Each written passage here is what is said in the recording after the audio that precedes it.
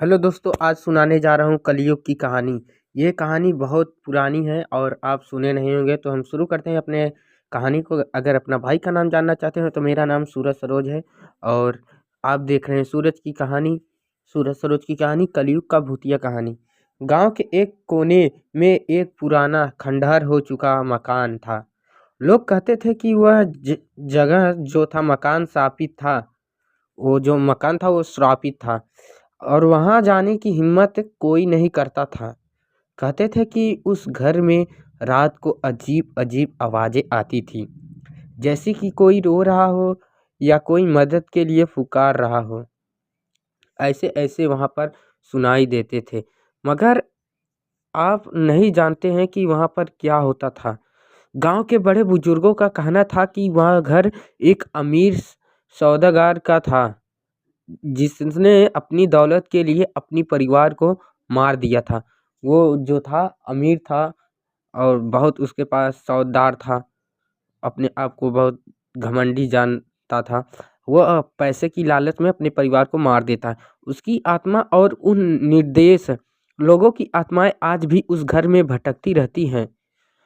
जब मार दिया तो उसकी आत्मा भटकती ही है, भटकेगी ही। एक दिन शहर से 4 युवक और उस गांव में घूमने के लिए आए थे। एक दिन शहर में 4 युवक घर में गांव में घूमने के लिए आए थे। उन्हें डरावनी कहानी का बहुत शौक था। उन्हें जो डरावना कहानियाँ होता है उनकी बहुत शौक था।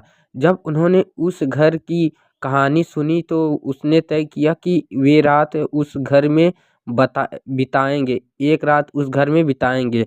गांव वालों ने उन्हें बहुत समझाया लेकिन वे नहीं माने। रात के समय जैसे ही वे चारों उस घर में घुसे, अजीब अजीब घटनाएं होने लगी। खिड़कियां अपने आप खुलने लगी और बंद होने लगी। दीवारों पर खून के धब्बे दिखाई देने लगे। अचानक एक काला साया उनकी तरफ बढ़ने लगा। डर डर के मारे एक युवक ने भगवान का नाम लिया और भागने की कोशिश की, लेकिन घर का दरवाजा अपने आप बंद हो गया। चारों घबरा गए। तभी एक बूढ़ी औरत की परछाई दिखाई दी। वह रोते हुए कह रही थी, मुझे इंसाफ चाहिए। मेरे पति ने मुझे और मेरे बच्चों को मार दिया। मेरी आत्मा को शांत तभी मिलेगी जब उसकी आत्मा इस घर से निकल जाएंगे। तभी युवक ने किसी तरह हिम्मत जुटाई और गांव के पुजारी को बुलाने का फैसला किया। पुजारी ने घर में पूजा अर्चना की और उस आत्मा को शांति कर दी, लेकिन वह मकान फिर भी सुनसान ही रहा। आज भी गांव के लोग कहते हैं कि उस घर के पास से गुजरते समय रात को किसी चीखे की सुनाई देती। शायद कलयुग का असर है कि पाप और पुण्य के बीच की ये कहानी आज भी जीवित है। कुछ घर कभी शांत नहीं होते क्योंकि वहाँ के पाप बहुत बड़े होते हैं। कलयुग की भूतिया कहानी अगर आपको अच्छी लगी होगी तो चैनल को सब्सक्राइब कर देना, लाइक कर देना। मैं और बताता हूँ, समझा देता हूँ। जब वो युवक हिम्मत करके जुटाई अपने आप को और कहता है पुजारी को बुलाने का, वो फैसला करता है। जब पुजारी वहाँ पर आ जाता है, उस आत्मा को शांत कर देता है और मुक्ति दिला देता है पूजा अर्चना करके। और कुछ लोग कहते हैं कि वहाँ पर अभी तक भी उन आत्माओं का भटकने का और चीखने का आवाज़ आती है। जैसे कि आप जानते हैं कि अभी कलयुग चल रहा है और वो लोग कहते हैं कि कलयुग का है ये बात, और पाप और पुण्य यहीं रह जाते ही है। तो हम एक कहानी और आपको सुनाएंगे। ये कहानी और अच्छा है। ये भूतिया कलयुग की भूतिया कहानी डिजिटल श्राप है। मैं बताता हूँ, एक बार की बात है। एक छोटे से गांव में, जो इसका गांव का नाम था विजयपुरा नामक जगह से वो जाना जाता था। यह गांव तकनीकी रूप से पिछड़ा था। मतलब यहाँ पर कोई चीज़ नहीं था, ना लाइट था, कुछ ही चीज़ का नहीं, सबसे बिछड़ा हुआ गांव था। यहाँ पर डिजिटल कोई नहीं था, लेकिन वहाँ के लोग का जीवन सरल और सुखमय था। वहाँ पर सभी लोग का जीवन सुख समृद्धि से बीतता जा रहा था और सबका सरल दिन कटते जा रहा था। एक दिन गांव में एक अचानक व्यक्ति आया। एक दिन वहाँ पर एक अचानक आदमी आया, एक व्यक्ति आया। वह एक भारी बैग लेकर घूम रहा था। वह एक बहुत बड़ी बैग लेकर घूम रहा था, जिसमें अजीबो-गरीबे उपकरण थे। आप लोग जानते हैं कि साइंस कितना बढ़ गया है। अजीबो-गरीबो वहाँ पर थी, जो उनके जीवन को आसान बना दे सकते थे। गाँव को अचानक उनको गाँव वालों ने को बताया कि ये डिजिटल डिवाइस है। मतलब डिजिटल डिवाइस मतलब आप जानती हैं, जो उनके जीवन का आसान बना दे सकते थे। गाँव वाले पहले तो डरे, गाँव वाले डर गए पहले, लेकिन धीरे-धीरे उसकी बातों में आ गए। धीरे-धीरे उसके बातों में वो गाँव वाले आ गए। उसने लोगों को सस्ते से मोबाइल फ़ोन, लैपटॉप और इंटरनेट कनेक्शन दिया।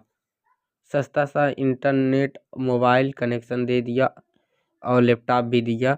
कुछ महीनों में गाँव के लोग इन उपकरणों के इतने आदी हो गए कि उनका सारा समय इन्हीं में बीतने लगा।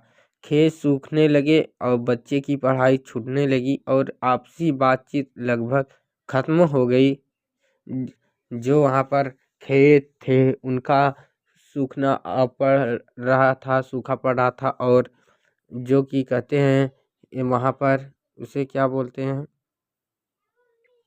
रात के समय था और वहाँ पर कुछ उपकरणों के कारण वहाँ पर सभी लोग खेलने कूदने लगे बच्चे और पढ़ाई करने ही नहीं रहे थे। तभी वो पूरा बातचीत खत्म हो गई थी, जो आपस में मिल बट के रहते थे और बात करते थे। फिर एक रात कुछ अजीब हुआ। एक रात में कुछ ऐसा अजीब घटना हुई। गांव के हर घर में अचानक से सभी उपकरण खुद चालू हो रहे थे। वहाँ पर जो जो लैपटॉप था वो सब अचानक सब कुछ चालू हो गए थे। मोबाइल फ़ोन से डरावनी आवाज़ें आने लगी। लैपटॉप की स्क्रीन पर खून टपकने जैसा दिखने लगा और इंटरनेट पर सिर्फ अजीब सी परछाई दिखने लगी। लोग डर के मारे चीखने लगे और चिल्लाने लगे, लेकिन कोई मदद के लिए बाहर नहीं आ रहा था। वहाँ पर कोई मदद के लिए वहाँ पर आ ही नहीं रहा था। एक बूढ़ी औरत, जिसे गांव की दादी माँ कहा जाता था, वहाँ पर एक सबसे बहुत पुरानी औरत थी जो कि बूढ़ी थी।